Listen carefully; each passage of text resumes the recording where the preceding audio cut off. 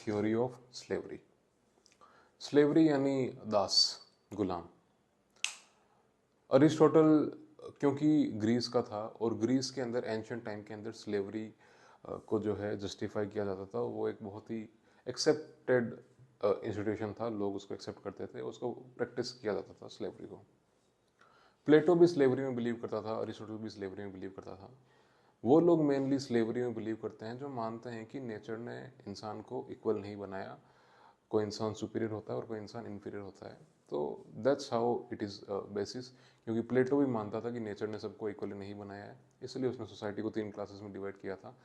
वैसे ही अरिस्टोटल में मानता है कि नेचर ने जो है सब लोगों को इक्वल नहीं बनाया है, तो नेचर ने जो है लोगों को डिफरेंट बनाया है। नेचर ने किसी को मास्टर बनाया है, मालिक बनाया है, और नेचर ने किसी को स्लेव बनाया है।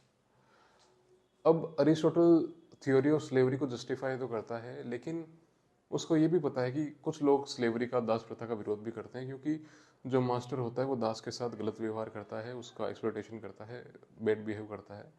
इसलिए अरिस्टोटल कहता है कि जो भी मास्टर है वो उसको स्लेव के साथ जो है गलत तरीके से बिहेव नहीं करना, इल बिहेव नहीं करना है, प्रॉपर बिहेव करना है और उसका ध्यान रखना, उसका ख्याल रखना, ये उसकी जिम्मेदारी है। खैर, अरिस्टोटल ये मानता है कि नेचर ने इंसानों को इक्वल नहीं बनाया, अनइक्वल बनाया है। कुछ लोग जो होते हैं वो बुद्धिमान होते हैं, उनमें रीज़न होता है, तो बाय नेचर मास्टर होते हैं, और कुछ लोग होते हैं जिनमें बुद्धि नहीं होती, वो स्लेव होते हैं। तो अरिस्टोटल ने ये कहा है कि नेचर ने बाय नेचर किसी को स्लेव बनाया है। अब स्लेव कौन होगा, किसको नेचर ने स्लेव बनाया है, बाय नेचर कौन स्लेव है? तो बाय नेचर कौन इंसान स्लेव है, ये समझने से पहले अरिस्टोटल ने ये बताया है कि बाय नेचर कौन इंसान मास्टर है। प्रकृति ने किस व्यक्ति को मास्टर बनाया है। अगर हमें ये पता लग जाएगा कि मास्टर कौन है, तो हम आसानी से पता लगा सकते हैं कौन सा इंसान जो मास्टर नहीं वो क्या है, वो स्लेव है। तो अरिस्टोटल ने ये कहा है कि कौन व्यक्ति मास्टर होता है, वो जिसमें पहली बात रीजन होता है, यानी जिसके अंदर डिसीजन मेकिंग पावर होती है। और कोई भी इंसान डिसीजन कैसे लेता है? रीजन से, विवेक, बुद्धि। तो अरिस्टोटल ने कहा जिस व्यक्ति के पास रीजन है, विवेक है, बुद्धि है, वो व्यक्ति क्या है? Master by nature. Second quality क्या होती है मास्टर्स की? Courage to take decision. Courage to take decision, यानी अरिस्टोटल के अकॉर्डिंग जो इंसान मास्टर है, तो किस इंसान के कौन उसमें ऐसी क्या क्वालिटीज होनी चाहिए कि उस इंसान को मास्टर कहा जाएगा? उसमें 2 क्वालिटीज होनी चाहिए। First, reason to take decision, कोई भी निर्णय लेने की क्षमता, उसकी बुद्धि। And second, courage to take decision, कोई भी निर्णय लेने का साहस। यानी reason and courage are the 2 attributes of being a master. कोई भी व्यक्ति अगर मास्टर बनता है, रूलर बनता है, शासक बनता है, उसमें 2 क्वालिटीज होनी चाहिए, जिसमें रीजन है और जिसमें करेज है। अब कौन सा इंसान मास्टर नहीं होगा, स्लेव होगा, जिसमें ना तो रीजन है ना करेज है, जिसमें ना बुद्धि है, विवेक है, और ना ही उसमें साहस है। वो इंसान क्या होगा? Slave by nature. उसको स्लेव बाय नेचर कहा जाएगा। अब स्लेवरी को क्योंकि अरिस्टोटल जस्टिफाई कर रहा है और कुछ लोग स्लेवरी का विरोध भी कर रहे हैं, तो जस्टिफाई करने के लिए आगे क्या बात कहता है, क्योंकि अभी तक वो ये तो समझा चुका है कि क्यों नेचर ने सबको अनइक्वल बनाया और क्यों ये इनइक्वलिटी जस्टिफाइड है। उसका उसने रीजन दिया है कि इनइक्वलिटी जस्टिफाइड इसलिए क्योंकि नेचर ने लोगों को एक जैसा नहीं बनाया, अलग अलग बनाया है।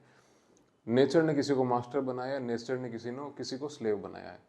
और नेचर ने, प्रकृति ने मास्टर किस व्यक्ति को बनाया? जिसके पास रीजन है और जिसके पास करेज है। कौन सा व्यक्ति स्लेव होगा? जिसके पास ना तो रीजन है ना ही करेज है। अब स्लेव भी 2 टाइप के होते हैं। 2 टाइप के स्लेव क्या होते हैं? एक तो जो हम ऑलरेडी देख चुके हैं, टाइप्स ऑफ स्लेव्स। एक तो है स्लेव बाय नेचर, जिसको प्रकृति ने स्लेव बनाया है, वो स्लेव है। और दूसरा जो है वो है स्लेव बाय लॉ।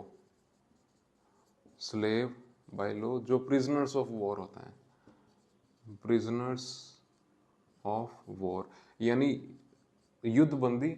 कोई युद्ध हुआ, कोई वॉर हुआ, उस वॉर में अगर हारने वाली सेना को बंदी बनाया गया, वो दूसरे देश में क्या बनकर रहेंगे? गुलाम बनकर रहेंगे। उनको प्रिजनर्स ऑफ वॉर कहा जाता है।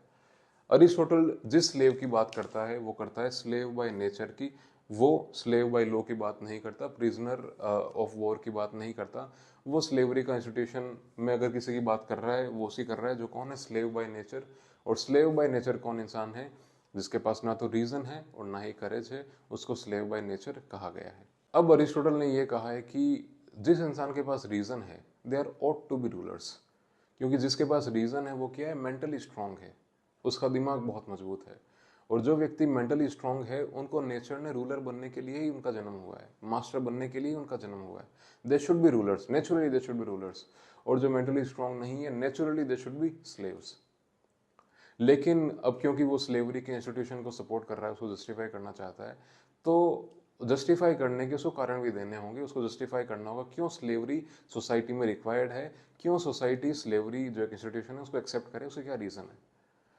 तो अरिस्टोटल ने स्लेवरी को जस्टिफाई करने के लिए उसे काफी सारे रीजंस दिए कि क्यों स्लेवरी एक्चुअली सोसाइटी में यूजफुल है। और अगर कोई चीज सोसाइटी में यूजफुल है तो क्यों उसका विरोध करे, सोसाइटी को उसको एक्सेप्ट कर लेना चाहिए। तो अरिस्टोटल ने अलग अलग तरीकों से बताया है कि कैसे स्लेवरी जो है वो सोसाइटी में यूजफुल कैसे हो सकती है। पहला पहला उसने बताया कि slavery is useful for masters. Useful for masters, जो रूलर्स हैं, जो मालिक हैं, उनके लिए स्लेवरी यूजफुल कैसे है। ऑब्वियसली उनके लिए यूजफुल ऐसा है कि अब जो मास्टर है वो मेंटली बहुत स्ट्रांग है, रीजन बहुत ज़्यादा है, बुद्धि बहुत ज़्यादा है, और वो स्टेट के अंदर डिसीजन मेकिंग के अंदर जो है पार्टिसिपेट करता है। तो स्लेवरी उसके लिए यूजफुल ऐसे हो सकती है कि अब उसको बाकी के काम में अपना टाइम नहीं लगाना, उसको खाना नहीं बनाना, उसको घर की साफ सफाई नहीं करनी, उसको खाना, उसको जो है कपड़े नहीं धोने, उसको कुछ नहीं करना। सारे काम उसके कौन कर देगा, स्लेव कर देगा। उसको सारा काम स्टेट की जो डिसीजन मेकिंग है उसमें लगाना है। अपना सारा काम अपने रीजन को बढ़ाने में, आसपास की चीज़ों को सोचने में, समझने में, सारा काम उनमें लगाना है, ना कि बेकार की चीज़ों में। तो स्लेव उसका सारा काम आसान कर देगा। इसलिए स्लेव मास्टर के लिए, रूलर के लिए यूजफुल है, जस्टिफाइड है। सेकंड, स्लेवरी का यूज कहां पर है, यूटिलिटी फॉर इकोनॉमी।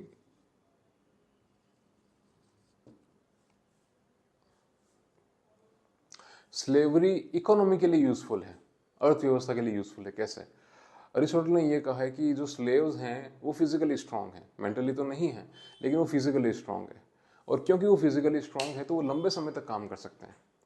और जब वो लंबे समय तक काम करेंगे तो वो ज़्यादा चीज़ों को प्रोड्यूस कर सकते हैं, ज़्यादा जो है इकोनॉमिक एक्टिविटी में अपनी भागीदारी निभा सकते हैं, पार्टिसिपेट कर सकते हैं इकोनॉमिक एक्टिविटी, जिससे स्टेट फाइनेंशियली स्ट्रांग हो। तो स्लेवरी की सेकेंड यूटिलिटी कहाँ पर है, इकोनॉमिक सिस्टम के अंदर, कि स्लेव ज़्यादा लंबे समय तक काम कर सकते हैं। और क्योंकि वो ज़्यादा लंबे समय तक काम कर सकते हैं, इससे स्टेट जो है वो फाइनेंशियली स्ट्रांग बनेगा, इंडिपेंडेंट होगा। थर्ड है for political system. Political system ये सिमिलर सा ही है फर्स्ट पॉइंट के। फर्स्ट पॉइंट है यूजफुल फॉर मास्टर्स। इसमें क्योंकि फर्स्ट पॉइंट में हमने देखा था कि मास्टर्स अपनी क्वालिटीज़ को डेवलप कर सकते हैं, अपने रीजन को डेवलप कर सकते हैं। और थर्ड, पॉलिटिकल सिस्टम के लिए यूजफुल कैसे है कि पॉलिटिकल सिस्टम को कौन चला रहा है, मास्टर्स चला रहे हैं। तो क्योंकि स्लेव मास्टर्स को कैटर कर रहे हैं, तो मास्टर्स पॉलिटिकल सिस्टम के अंदर पार्टिसिपेट कर सकते हैं। मास्टर्स को बाकी सारी चीज़ों की, दुनियादारी की चीज़ों में ध्यान देने की ज़रूरत नहीं है। वो पॉलिटिकल सिस्टम में इंगेज होकर उसको इम्प्रूव कर सकते हैं, सोसाइटी के लिए उसको बेटर कर सकते हैं। तो इससे पॉलिटिकल सिस्टम और बेटर हो सकता है, क्योंकि स्लेव एक तरीके से मास्टर की हेल्प कर रहे हैं। इससे मास्टर को दूसरी चीज़ों में अपना ध्यान लगाने की आवश्यकता नहीं है। नेक्स्ट, स्लेवरी कहां पर यूजफुल है, it is useful for slaves.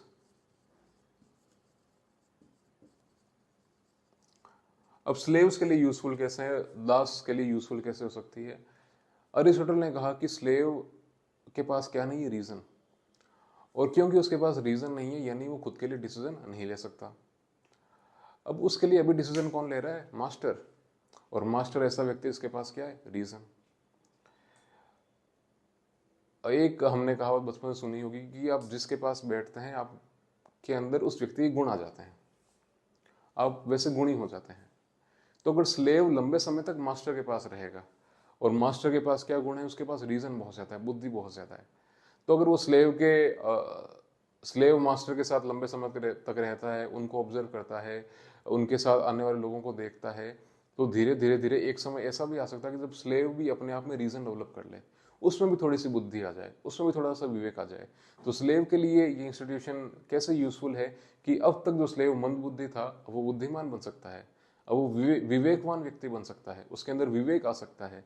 तो इस तरीके से स्लेवरी जो है स्लेव के लिए भी एक समय के बाद यूजफुल हो सकती है कि वो अपने आप के अंदर रीजन डेवलप कर सकता है। और जिस दिन स्लेव अपने आप में रीजन डेवलप कर देगा, उस दिन अरिस्टोटल ने यह भी कहा है कि जब उसको लगे मास्टर को कि अब स्लेव बुद्धिमान हो चुका है, उस दिन उसको स्लेवरी से आज़ाद कर देना चाहिए, उसको एक फ्री मैन कर देना चाहिए। सो बेसिकली ये है अरिस्टोटल की थ्योरी ऑफ स्लेवरी, जिसमें उसने सबसे पहले ये बताया है कि नेचर ने इंसान को इक्वल नहीं बनाया, अनइक्वल बनाया है। नेचर ने सबको सेम नहीं बनाया, अलग अलग कैटेगरीज में डिवाइड किया है। तो अरिस्टोटल ने ये कहा है कि नेचर ने क्योंकि सबको सेम नहीं बनाया, अलग बनाया, अलग कौन है? Master and slave. अब उसने कहा कुछ लोग बाय नेचर मास्टर है और कुछ लोग बाय नेचर स्लेव हैं। तो कौन बाय नेचर मास्टर होगा ये बताने के लिए उसने कहा है कि कौन बाय नेचर स्लेव होगा। उसने कहा वो इंसान बाय नेचर स्लेव है, ये समझने से पहले देखना होगा बाय नेचर मास्टर कौन होगा। तो बाय नेचर मास्टर वो इंसान होगा जिसके पास एक तो रीजन टू टेक डिसीजन है और दूसरा करेज टू टेक डिसीजन है। यानी मास्टर वो इंसान होगा जिसके पास रीजन और करेज दो क्वालिटीज हैं। तो अब स्लेव कौन होगा? जिसके पास ना तो रीजन है और ना ही करेज है। अरिस्टोटल ने ये कहा कि जो मेंटली स्ट्रांग होता है, जिसके पास रीजन होता है, they're ought to be rulers, वो नेचुरली रूलर्स हैं। और जिनके पास रीजन नहीं, वो नेचुरली क्या है? स्लेव हैं। अब स्लेव भी उसने कहा दो टाइप के होते हैं, एक तो स्लेव बाय नेचर, दूसरा slave by law. Slave by law जो युद्ध में बंदी बने वो स्लेव बाय लॉ है, कानून से वो दास हैं। और स्लेव बाय नेचर जो मेंटली स्ट्रांग नहीं है वो स्लेव बाय नेचर है। अरिस्टोटल मेनली किसकी बात करता है? वो स्लेव बाय नेचर की बात करता है। अब स्लेव बाय नेचर में उसने कहा कि क्योंकि वो स्लेवरी को जस्टिफाई कर रहा है, तो बताना चाहता है कि स्लेवरी यूजफुल है सोसाइटी में। इसलिए वो कहता है स्लेवरी यूजफुल कैसे है कि वो पॉलिटिकल सिस्टम में हेल्प करती है, मास्टर को हेल्प करती है, इकोनॉमी में हेल्प करती है, और स्लेव को खुद को हेल्प करती है कि उसका रीजन डेवलप हो सकता है। इन सब के माध्यम से एरिस्टोटल बताना चाहता है कि स्लेवरी सोसाइटी में कैसे यूजफुल है और क्यों उसको अबॉलिश नहीं करना चाहिए, उसको कंटिन्यू करना चाहिए। So this is basically theory of slavery by Aristotle.